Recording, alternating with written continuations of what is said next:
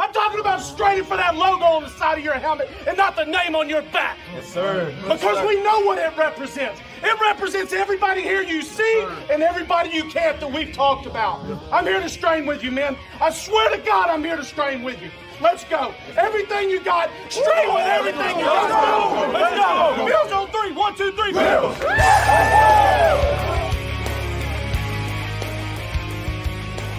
You're listening to the Off Tackle with John Fina show with your host, Joe Miller.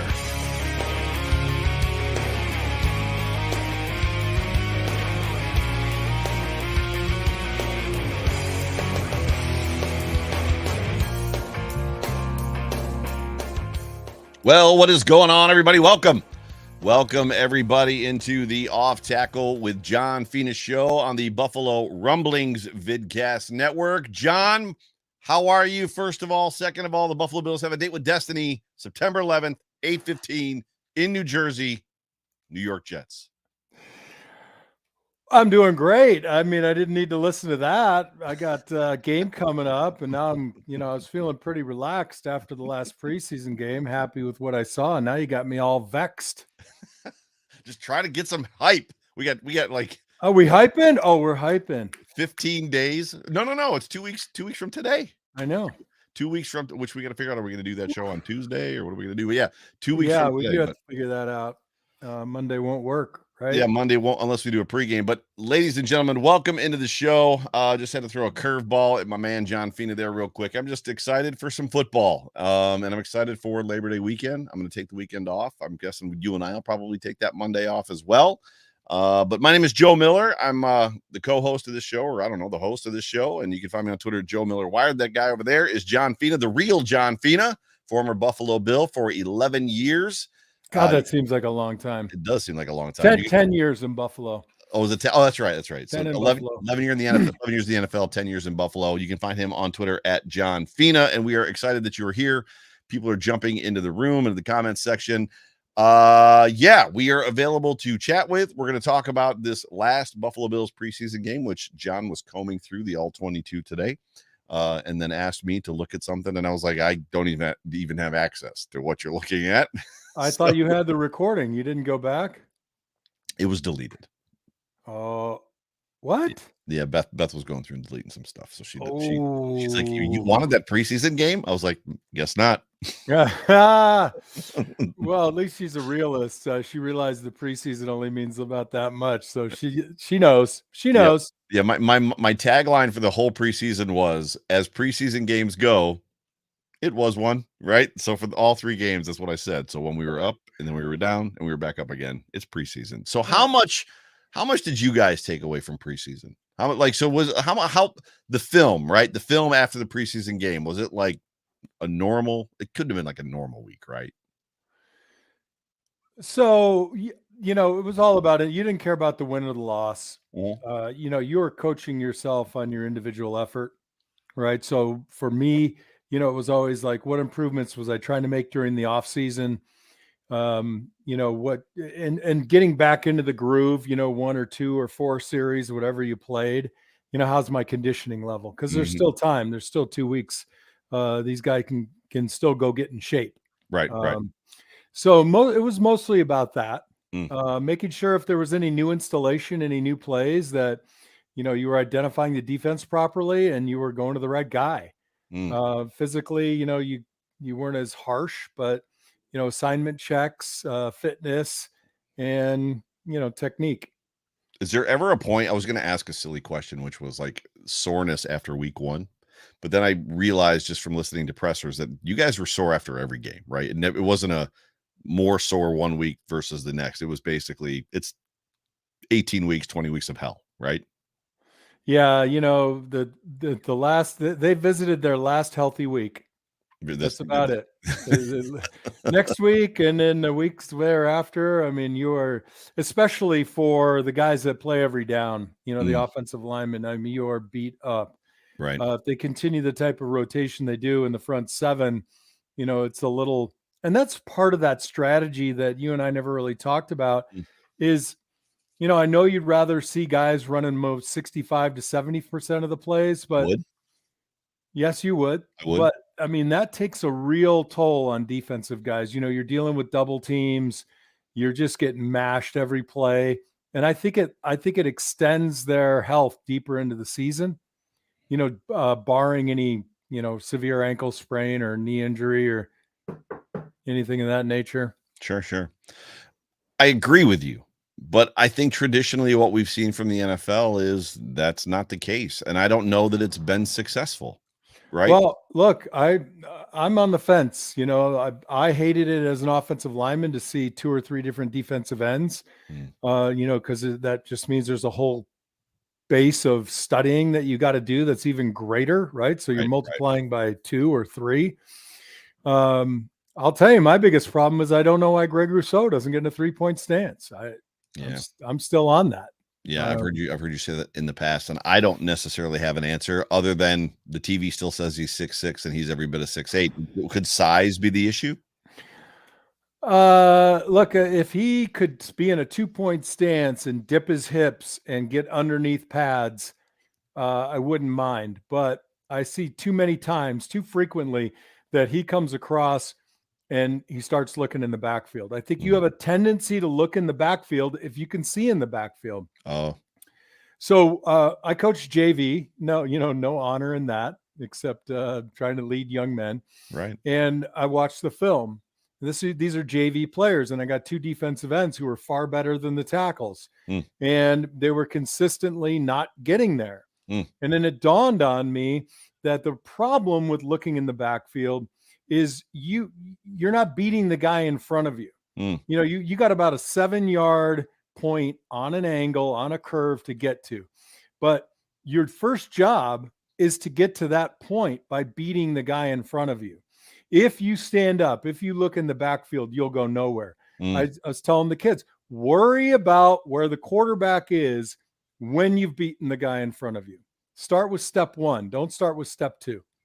That's actually incredible advice. And it's something that I don't know that us as fans really think about a whole lot. But when you say that, yes, I have pictures of Groot and other Bills defensive ends, like literally as kind of rushing towards you with the back of a offensive player, and they're kind of up, right? Versus down. Well, what's interesting is I wasn't able to articulate it. I mean, I knew why, but how can I put it into words that a kid would understand? So get to the point, the inflection point, the contact point. And if the quarterback's gone, he's gone. But choose your move before the ball snap, your number 1, 2, 3, 4 move, but don't choose no move. I say, have a plan when you line up. And guess what? That guy might have a better plan than yours. And that happens. I mean, in an NFL game, there's 40 to 50 snaps of pass. And they're going to guess right every now and again, or the quarterback is going to be leaking out on the opposite side or stepping up. But if every pass play, the defensive end made it to that spot 7 yards behind the center, he'd have 5 sacks a game. Now, you got to beat the guy in front of you. Right. Again, we go back to step 1. Beat the guy in front. And unless you can tell me you were a spy on that play, beat the guy in front of you. Gotcha. That's good stuff. Well, let's jump into, because I know that you're limited on time for this show due to your obligation coaching football, which you were just talking about. So the Buffalo Bills beat the Chicago Bears 24-21 in a game that I felt went much, much better, both on offense and on defense, particularly in offense. First of all, I think the question I would ask you before I ask you your thoughts of the game, where are you on the pregame argument of play Josh Allen, don't play Josh Allen? It's way too risky. They need to get some rhythm, right? Where are you at on that? Did you feel they needed to play? Well, you mean more than he played? He took 1 series, took him down for a score. The idea was that Josh Allen should not play in that game. I don't agree with that. There you go. I don't. I also think you asked the guy himself. Well, Josh would always want to play, right? Right. Right. So why deny him that and have him thinking, oh my God, now I don't have a rhythm. I didn't get enough live reps. Don't create doubt, fear, uncertainty. Yeah. Right. Yeah, the one thing that I had commented on the show yesterday was that had Josh and Steph and the starters not played, like the primary starters, it was like 23 days before, like, of not playing football. And the last thing they did was what they did in that Steelers game, which was no semblance of any sort of like rhythm or continuity at all. Not to mention, I think they're still trying to figure out and feel what it is that they're trying to do or who they're trying to be up front, right? Which is we always hear this continuity word on the offensive line, and the Bills never seem to be able to find it. They never can find 5 guys, and then year over year just stick with those 5 guys, it seems. Yeah, I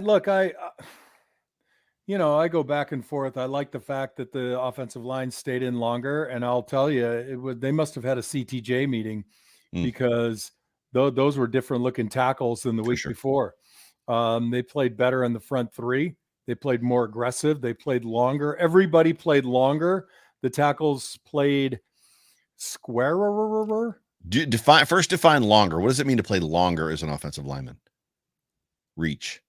So for those of you listening in podcast form, John is reaching his hand forward. I'm reaching my hand toward the camera. So, there's it makes you feel good to wrap your arms around. You feel like you're covering more lateral distance, right? Mm-hmm. But in effect, you're putting yourself in a position to get pushed. You're putting yourself, especially in pass pro, to be susceptible to a rip, to an underneath move, right? So your conscience tells you to envelop a guy, but the proven technique tells you to stay long, get your hands out, create distance. It's the opposite in the run game, right? I want to get fit and I want to keep them closer to me. Like I'm carrying, a 5-gallon bucket of water, sack of potatoes at chest level, of potatoes at chest level. You want to get them in here and control them. So I thought it was 100% better. That's across the line. Torrance, I saw a couple of things where he'd probably, I'm sliding left. He really ought to move his ass over a little bit quicker and get fit next to the center. But he played really long. I think he's got some foot quickness issues that should come, with a little bit more jump rope, a little bit more footwork drills. Is a little bit in the slow-footed area. It's a different speed. It's a different league. So I'm going to give him that learning curve of the preseason, but I wouldn't have expected him to do this well. I think just with the number of plays he's played so far, great pick. I mean, absolutely, he's going to be a fantastic football player if he remains healthy, hungry, and angry. He's definitely a different body type, different strength. But to draw a line of correlation, I believe your first comment about Cody Ford was that he had slow feet. Yeah. So when you have slow feet and a guy starts to get even with your hip, you're naturally going to open your hip.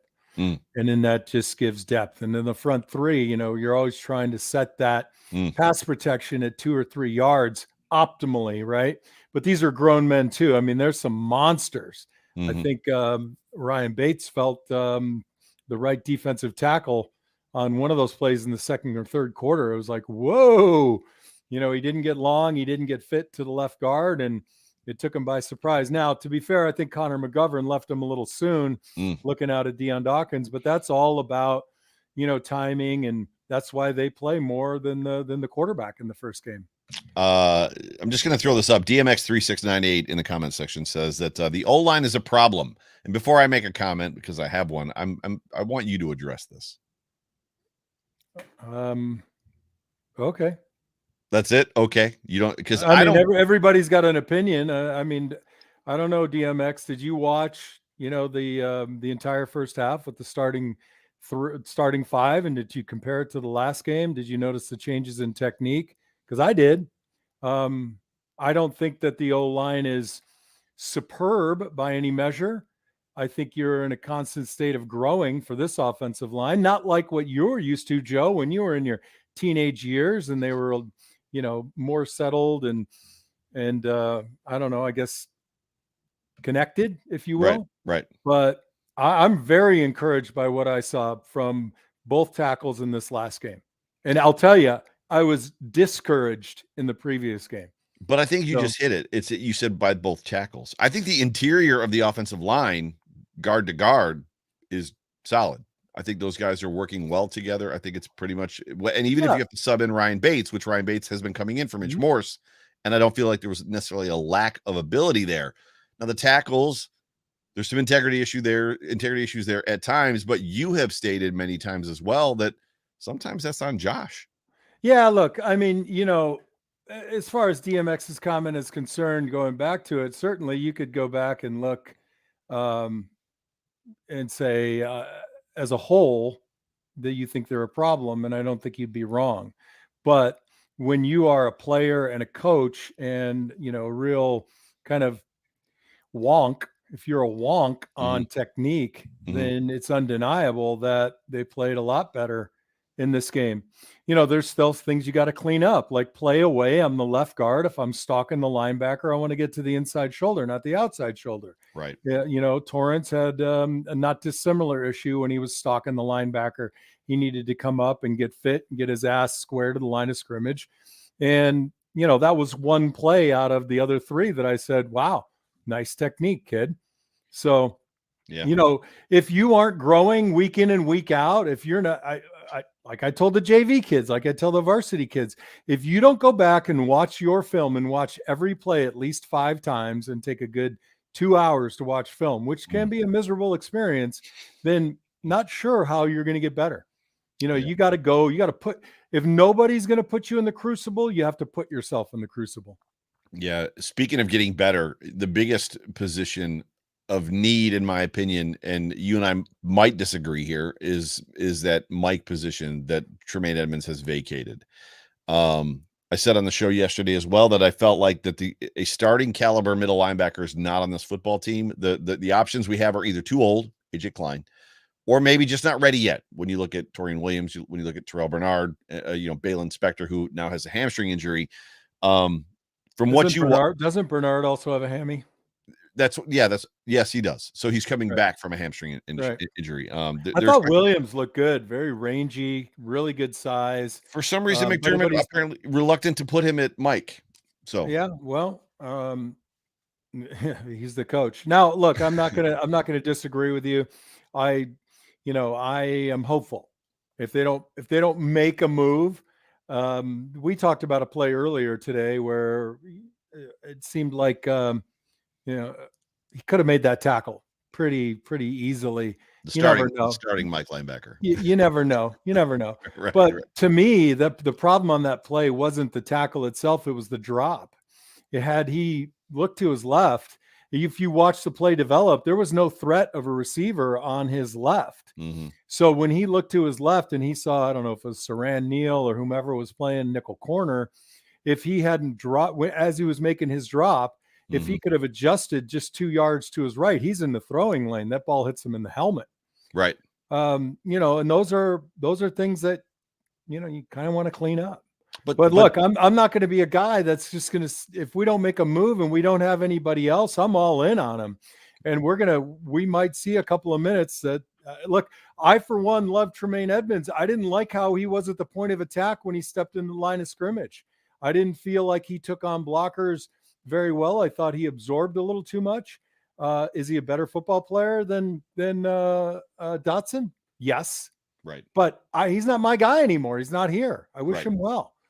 There's something about. Am I getting animated? Am I getting excited enough for you now, Joe? You ready? You ready? I'm ready, bro. So what you say is pointed. And I think what it comes down to is instincts, right? So there's an aspect if you played sports at almost any level, I don't mean little league or primary sports, but you always, for some reason, ended up running into the guy that it was just everything was instinctual. Like it did almost to the point of not even having to try. I remember playing when I played volleyball in college. I remember playing with a guy that was our middle linebacker, and it didn't matter where the ball hit him. So if he was standing there and backing off the net, and somebody was about to spike the ball like right at him, it would like chicken winging is what it would call, where you just kind of put your arm and the ball would like just go perfectly to the center. And it was like, how is that even remotely possible? There are just guys that, and on a football field, it's true as well. There's just some guys that have instincts and find themselves in the right spot all the time. There's just something about the talent that they have. Yeah, there was a guy like that who played for the New England Patriots, and his name was Teddy Bruschi from the University of Arizona.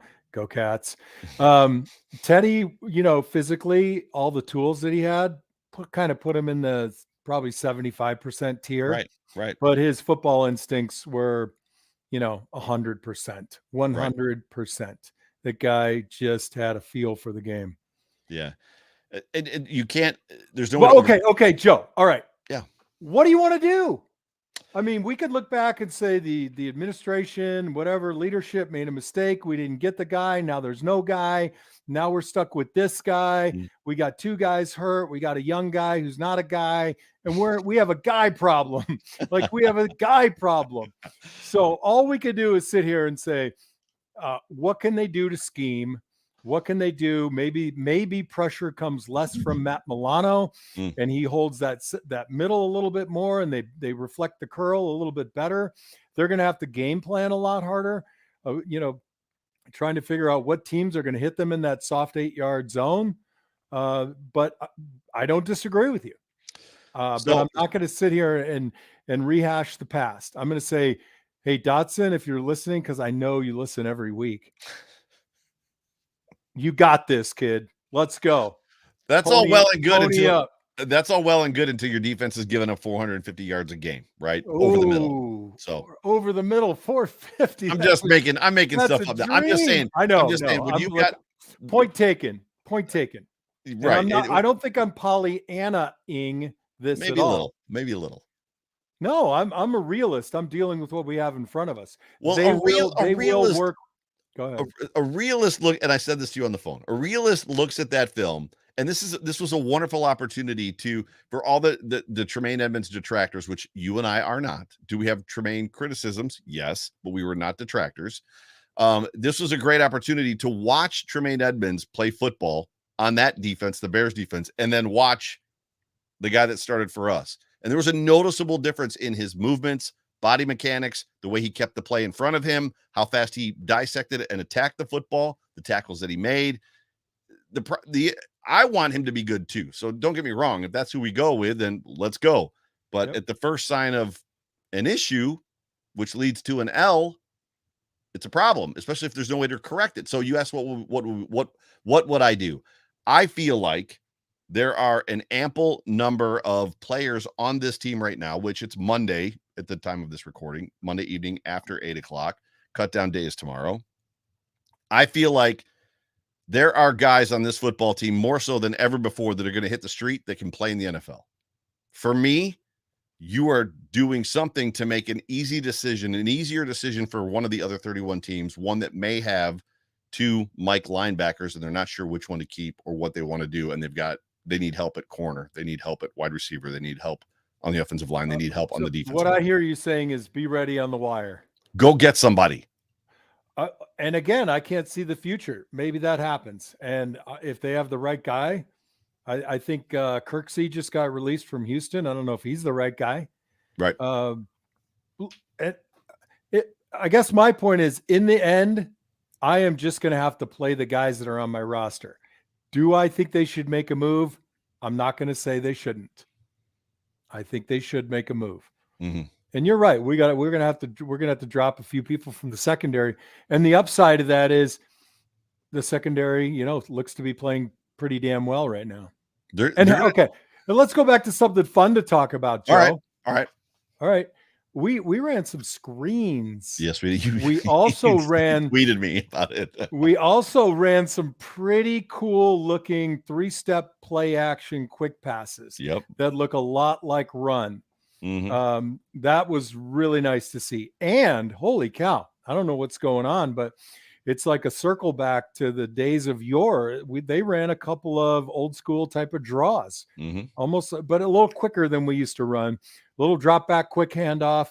Guards, sift their way up to the linebackers. Running back reads the nose guard, makes his picket, and they look pretty good. Is that a testament to the old line, or is that a testament to the quickness of James Cook? I'll tell you, James made a really beautiful jump cut earlier in the game on a very poorly blocked play that, again, had too many little guys in the box. But I think that does bode well for him. He can stop, adjust, and go. It looks pretty smooth, I have to say. much Yeah, smoother than you on the volleyball court, if memory serves. it doesn't serve you. You don't remember. Well, I also believe that this might originate itself in the need at the offense coming together as a staff and saying we need to have a little bit more wrinkle in our run game. And a 3-step quick it looks like a zone play, like a quick zone. Everybody's basically run blocking. Quick fake, or not even a fake. You're just, the linemen are coming out this way, which freezes the linebackers. Whether they drop or whether they come, they'll typically just freeze for a step. And you're trying to hit that little space. If you got the right coverage on the slot guy, if you got a little bit of outside leverage, you can get a quick 3 or 4 right there. Yeah. I like what James Cook brings to the offense from a run standpoint, a running style is what I like about it is what I've heard you and Jerry talk about specifically, which is, the shortest distance to any 2 points is a straight line, and he goes straight, right? Yep. If he has to make a jump cut, if he has to shift, which he's very capable of doing, he does, but by and large, he goes straight. He goes straight very fast. And it also brings into conversation one of his criticisms in his report coming out of college was that he didn't have good contact balance. I find him actually pretty okay in the contact. And now, is he doing what Arrington did, or the running back that I can't remember his last name? It's right here in front of me. Anyway, they made the long run where he's like dragging people to the goal line because he wanted that touchdown really, really bad. I'm not saying that, but it's definitely not like you brush James Cook and he falls down. And we've seen some players like that in the NFL before. So I like what I see from the kid a lot. Yeah, and if you're going to run these types of plays, you want a guy who can evade a hand off a defensive tackle who's got a hand out. A guy that can quick bounce off of that and accelerate. Not every play is going to go to the house, For sure. You want a running play to go 4 yards. Anything after that is just a cherry on top, right? But what we need to get away from is negative yardage plays. And we ran a pin and pull on Sunday where we pulled both the right tackle and the right guard. And we had, I think it was Hardy, right? Who's like, he's Isaiah McKenzie size. And he's coming down to crack on the defensive end. And unless you really make that block, that guy's going to start driving you. So what happened was you get the tackle who wants to pull with a little depth and get around that block, but the defensive end's driving the little guy 4 yards deep. So the tackle and the guard have to keep going the wrong way. You're going the wrong way. How does he know where we're going? How does he know where we're going? Right. So finally they get around the guy, and now they're 5 yards deep from the line of scrimmage. James Cook or whomever had the ball, I don't recall, is now the defense has had a chance. I think Bates at center actually had a pretty decent block going, a good contact block that was just stringing out down the line of scrimmage. But all that did was just narrow the window. Right. It runs out of bounds. No gain. Right. So, I could see throwing that in there a little bit every now and again, but I just don't want to see a steady diet of the little guys having to come in and start counting linebackers and, figuring out if they're on the backside, are we scooping to that guy? Are we scooping to that guy? It's too much mathematics. Comment and a question. So this Sherfield kid looks like he can block, and he looks like a willing blocker. I'm sure you saw it. Yep. And the Bills like to run these plays where they've got multiple wide receivers on the field, to your point, and they're going to ask one of them to have an assignment. Whose fault is it? This is the question. Whose fault is it when the personnel grouping calls for Khalil Shakir, Isaiah McKenzie, one of these small guys, not named Cole Beasley, because Cole Beasley was a willing blocker and did a decent job. Whose fault is it when the personnel doesn't match the play call? And what happens is exactly what you said. The wide receiver is getting driven back while the tackle's trying to pull and can't. Well, if the OC is managing the position groups, who's on the field and who's off the field, it's his fault. If a guy's, one play in the game and then takes himself out and you got the other guy in there, you hopefully you didn't call the play. The OC didn't already call the play. You definitely want the right personnel grouping. I think if you can look at a guy like Hardy and the way he wants to block, then do it out in space. Do that quick swing pass that you like and have him go out and stalk a nickel corner, right? We had 2 screens where offensive lineman blocked a guy in the back. And frankly, I think it's just because it's like, hey, we've never run this play. You kind of got to see what, get a feel for it. When that guy's going down and you're heading to him, don't touch him at all. You can't affect the play positively, and you just hope the guy's cutting up inside of you. What's curious is several plays later, shocker, Chicago, their offensive lineman did the same thing, and there was no call. I mean, it was far more blatant. So, you give these zebras a chance to make a call, and they're going to. You reduce the amount of opportunity for them to ruin the game, you're better off. Yeah, as soon as it happened, it was like block in the back. Even though it wasn't like he didn't shove him, but still, it was on my 70. It was like, yep, there's block on the back.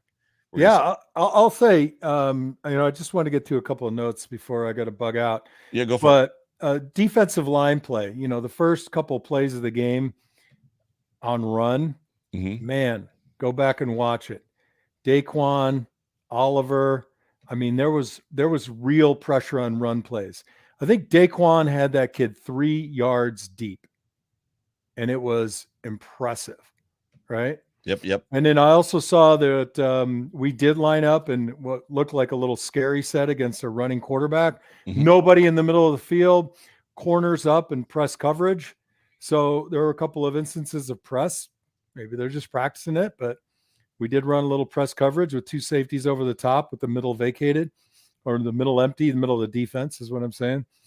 And man, I mean, look, I remain optimistic. I see some good things on film. I did, I reviewed that running play with you that you refused to go back and look at. If you're confused, what am I going to figure out? No, I'm confused why you didn't go back and look at it. But again, you said at least 3 times on the phone, what is happening on this play? What the hell are they doing? Right. So, I mean, I would encourage everybody to go back and look at that play. It was zoned to the right. And if you just, just start, like if you want to learn about football and you want to, just pick a running play, start with the direction it goes. And typically the guy on the edge is blocking the right guy. And then you put a 1 on that defensive guy. And the next guy in, you put a 2 on him. And the next guy in, you put a 3. And then you got 5 offensive linemen. You got a tight end on the backside. He's 6. You got a fullback in the backfield. That's 7. And you start trying to figure out who's supposed to put a hat on a hat. And I'm watching this play. I must have watched it 7 times. And I'm like, I can't tell if it's the left guard and left tackle making a mistake, if Gilliam's going to the wrong guy. But we ended up with, I mean, it looked pretty straightforward to me. So if going back to our earlier comment from the comment that was in the comments section, hey, don't let up as a coach. If you have to have a CTJ meeting every week, then do it. Does everybody know what a CTJ meeting is? Come to God. Come to Jesus. See, you said J. Come to Jesus, my bad. I thought you said CTG.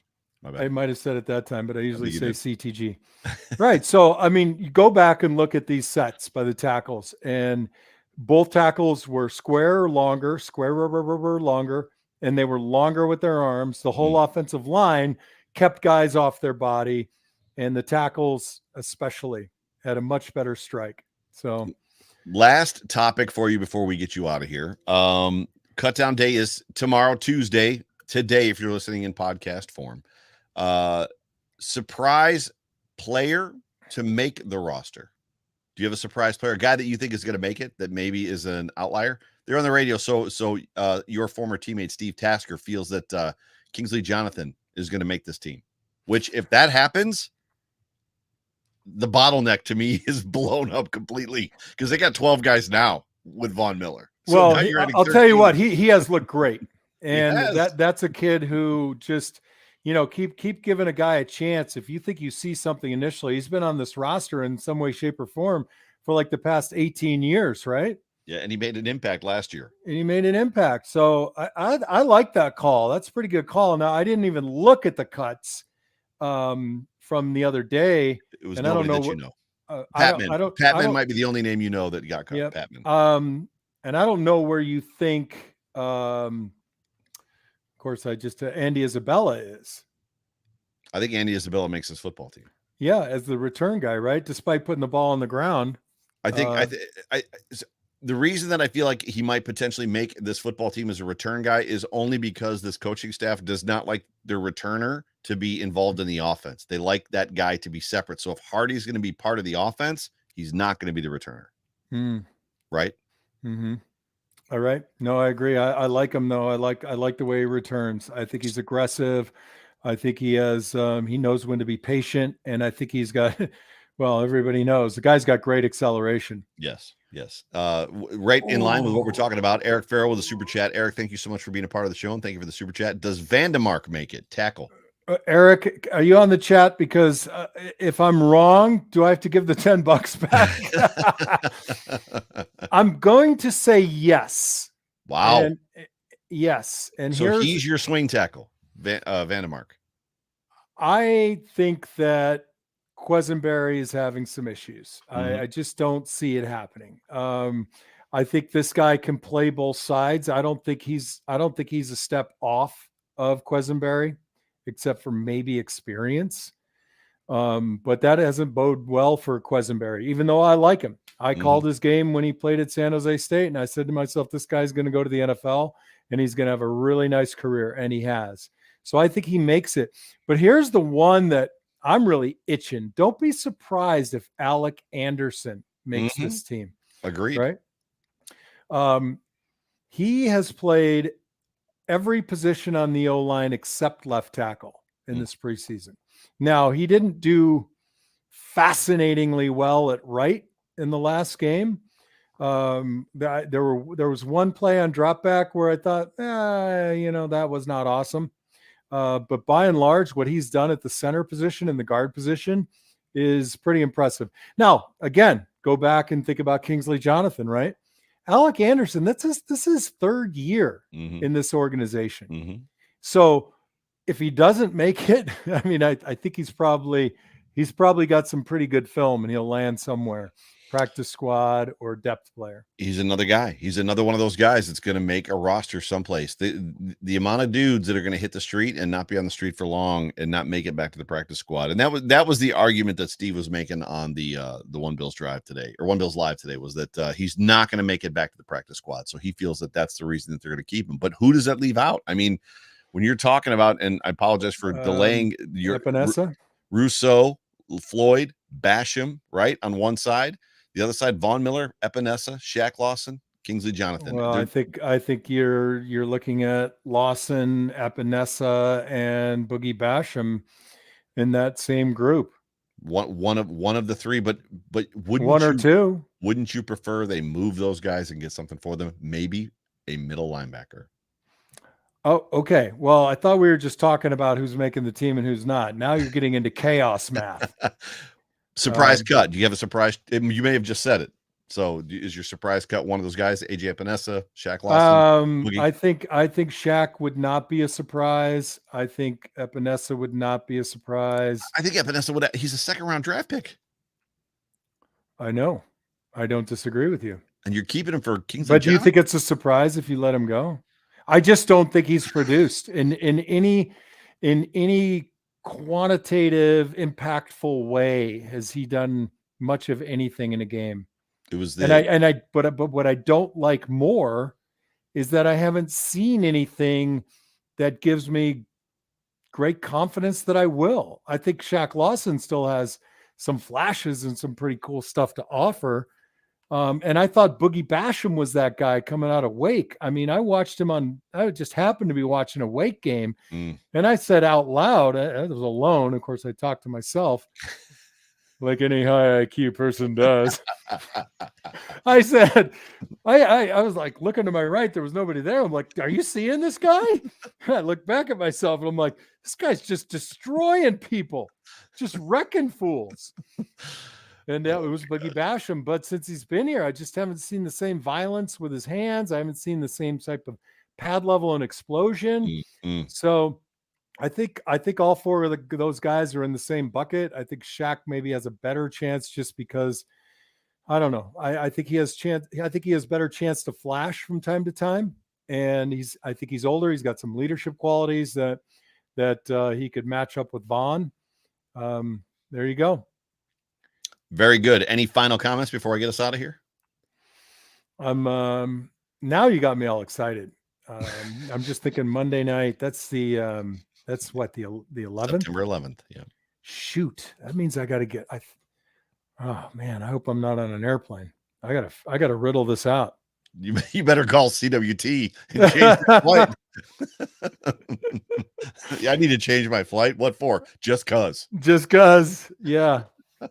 No final thoughts, Joe. Thanks for doing a great job leading me to places where I'll hate you later for. Everybody in the comment section, appreciate you coming. And again, I don't fault people for their comments until they're uncharitable, which we tend to not have. It's because you put out such a positive vibe, Joe. I do what I can. It's the ginger in me, but for sure. Ladies and gentlemen, you've been tuned into the Off Tackle with John Fina show on the Buffalo Rumblings Vidcast Network. My name is Joe Miller, host of this year's show alongside my good friend John Fina, former Buffalo Bill for 10 years, NFL player for 11 years. For me, for John Fina, we'll talk to you guys later. Go Bills. Go Bills. Go Bills.